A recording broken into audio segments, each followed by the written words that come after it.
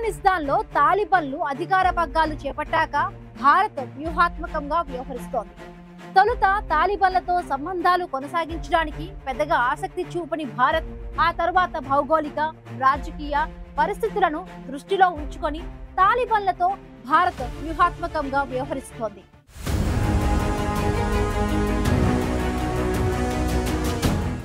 ఏ దేశమైనా సరే ఆయా పరిస్థితులకు అనుగుణంగా వ్యూహాత్మకంగా వ్యవహరిస్తుంది. ఒక దేశం ఏ దేశంతోనూ మైత్రిని పెంచుకోవాలో, ఏ దేశంతో శత్రుత్వం కొనసాగించాలనేది ఆయా పరిస్థితులపై ఆధారపడి ఉంటుంది.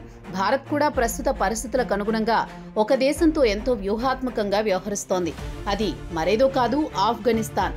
ఒకప్పుడు తాలిబాన్లను దూరం పెట్టిన భారత్ భౌగోళిక, రాజకీయ పరిస్థితులను దృష్టిలో ఉంచుకుని ఆఫ్ఘన్తో వ్యూహాత్మకంగా వ్యవహరిస్తోంది. 2021లో ఆఫ్ఘనిస్తాన్ రాజధాని కాబూల్ను తాలిబాన్లు హస్తగతం చేసుకున్న వెంటనే ఆ దేశంలోని రాయబార కార్యాలయాన్ని భారత్ మూసివేసింది. దీంతో ఆఫ్ఘనిస్తాన్, భారత్ మధ్య దూరం పెరుగుతుందనే అభిప్రాయాలు వ్యక్తమయ్యాయి.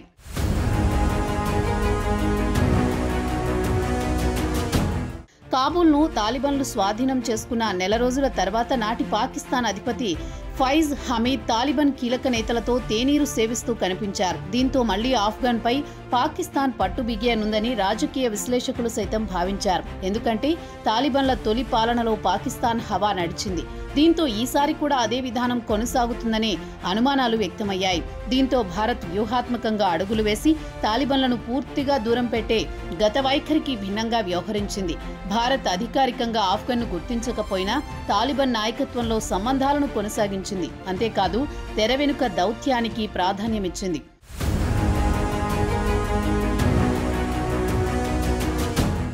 గత 2 దశాబ్దాలుగా ఆఫ్ఘనిస్తాన్కు అందిస్తోన్న మానవతా సాయాన్ని భారత్ ఆపలేదు. 2001 నుంచి 2021 మధ్య కాలంలో ఆఫ్ఘన్లో దాదాపు భారత్ $300 కోట్ల పెట్టుబడి పెట్టింది. అంతేకాదు, ఆఫ్ఘన్లో భారత్ ఎన్నో ఆసుపత్రులు, రహదారులు నిర్మించింది. ప్రస్తుత కాబూల్ నదిపై నిర్మిస్తున్న షహతూత్ ప్రాజెక్టుకు భారత్ నిధులు అందిస్తోంది.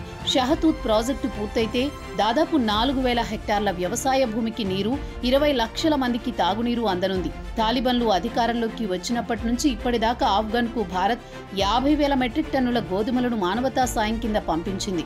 ఇరాన్లో భారత్ నిర్మిస్తోన్న చాబహార్ ఓడరేవులోనూ ఆఫ్ఘనిస్తాన్ను భాగస్వామి చేయాలని భారత్ భావిస్తోంది.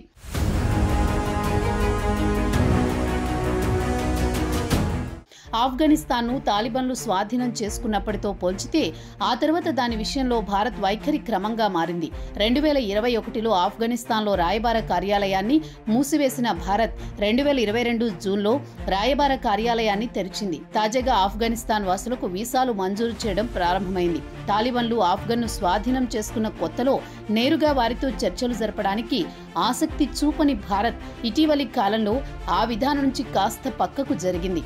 ఈ ఏడాది జనవరిలో భారత విదేశాంగ కార్యదర్శి విక్రమ్ మిస్రీ దుబాయ్లో ఆఫ్ఘన్ తాత్కాలిక విదేశాంగ మంత్రి అమీరా ఖాన్ ముత్తాకీతో భేటీ అయ్యారు.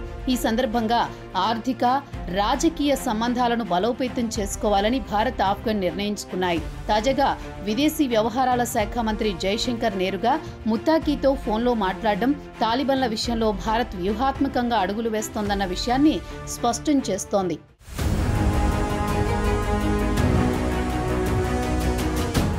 ఆఫ్ఘన్లోని తాలిబాన్లతో భారత్ సంబంధాలు పూర్తిగా తెగిపోతాయని భావించిన పాక్కు ఇటీవల పరిణామాలు మింగుడు పడ్డం లేదు. అందుకే ఆపరేషన్ సింధూర్ సమయంలో ఆఫ్ఘన్, భారత్ మధ్య చిచ్చు పెట్టేందుకు పాక్ ప్రయత్నించింది. భారత్ క్షిపణులు ఆఫ్ఘన్ భూభాగాన్ని తాకాయని పాక్ తప్పుడు ప్రచారాన్ని తెరపైకి తెచ్చింది. దీనికి తాలిబాన్లు ఒత్తాసు పలుకుతారని భావించిన పాకిస్తాన్కు నిరాశ తప్పలేదు. భారత్, ఆఫ్ఘనిస్తాన్ మధ్య చిచ్చు పెట్టాలని పాక్ చేసిన ప్రయత్నం బెడిసి కొట్టింది. భారత క్షిపణులు తమ భూభాగంలోకి రాలేదని తాలిబాన్లు స్పష్టం చేయడంతో పాటు పహల్గామ్ ఉగ్రదాడిని ఖండించారు. పాక్ చేస్తున్న ప్రచారాన్ని తిప్పికొట్టారు. ఈ నేపథ్యంలో ఆఫ్ఘనిస్తాన్ విదేశాంగ మంత్రితో జైశంకర్ ఫోన్లో మాట్లాడడాన్ని, పాక్ ప్రచారాన్ని తిప్పికొట్టినందుకు తాలిబాన్లకు జైశంకర్ ధన్యవాదాలు చెప్పడాన్ని పాకిస్తాన్ జీర్ణించుకోలేకపోయింది.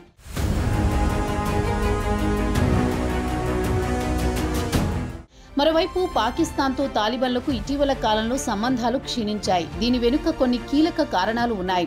ముఖ్యంగా పాక్ ఆఫ్ఘనిస్తాన్ దేశాల మధ్య సరిహద్దుగా ఉన్న డ్యూరాండ్ రేఖపై ఆఫ్ఘన్ను తీవ్ర అభ్యంతరాలు ఉన్నాయి. సరిహద్దు వెంబడి పాకిస్తాన్ కంచె నిర్మించడం, సైనిక నిర్మాణాలు చేపట్టడంపై తాలిబాన్లు తీవ్ర అసహనంతో ఉన్నారు. దీనికి తోడు పాకిస్తాన్తో ఏళ్ల తరబడి నివసిస్తున్న ఆఫ్ఘన్ శరణార్థులను స్వస్థలాలకు తరలించే ప్రక్రియను చేపట్టడం రెండు దేశాల మధ్య సంబంధాలను తీవ్రంగా దెబ్బతీసింది.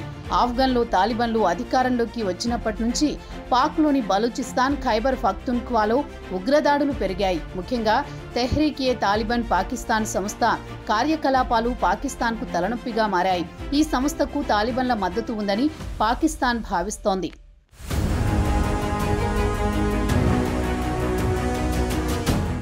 తాలిబాన్లు తమకు విధేయులుగా ఉండకుండా భారత్తో సన్నిహితంగా మెలగడం పాక్కు ఏమాత్రం మింగుడు పడడం లేదు. అయితే ఆఫ్ఘన్ పాక్ మధ్య సంబంధాలు దెబ్బతింటున్నప్పటికీ భారత్కు చైనాతో సవాల్ ఎదురవుతోంది. తాలిబాన్లు అధికార పగ్గాలు చేపట్టాక ఆఫ్ఘన్లో చైనా క్రియాశీలకంగా వ్యవహరించడం మొదలుపెట్టింది. ముఖ్యంగా ఆఫ్ఘన్లోని అరుదైన ఖనిజాలపై డ్రాగన్ కంట్రీ కన్నేసింది. అందులో భాగంగానే తాలిబాన్లను తరచుగా బీజింగ్ ఆహ్వానిస్తూ చర్చలు జరుపుతోంది. అంతేకాదు సిపెక్ ప్రాజెక్టులో ఆఫ్ఘన్ను భాగస్వామిగా చేయాలని చైనా తహతహలాడుతోంది.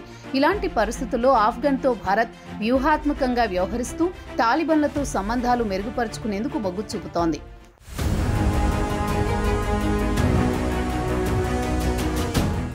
ఏ దేశానికి కూడా శాశ్వత మిత్రుడు, శాశ్వత శత్రువులు ఉండరు. అంతర్జాతీయ దౌత్యంలోనూ ఆయా దేశాల వైఖరి పరిస్థితులను బట్టి మారుతూ ఉంటుంది. తాలిబాన్ల విషయంలో భారత్ అనుసరిస్తున్న వైఖరే అందుకు నిదర్శనం. భారత్ తాలిబాన్ల మధ్య క్రమంగా సంబంధాలు మెరుగుపడుతూ ఉండడం పాక్కు మింగుడు పడడం లేదు.